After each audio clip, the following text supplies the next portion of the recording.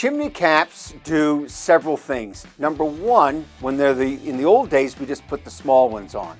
And what that did is it kept animals from getting in, raccoons, birds' nests, things like that.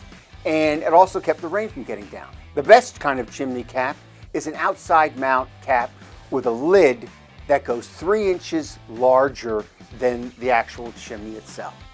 Let me ask you a question. When it's pouring down rain outside, do you reach for your ball cap or an umbrella?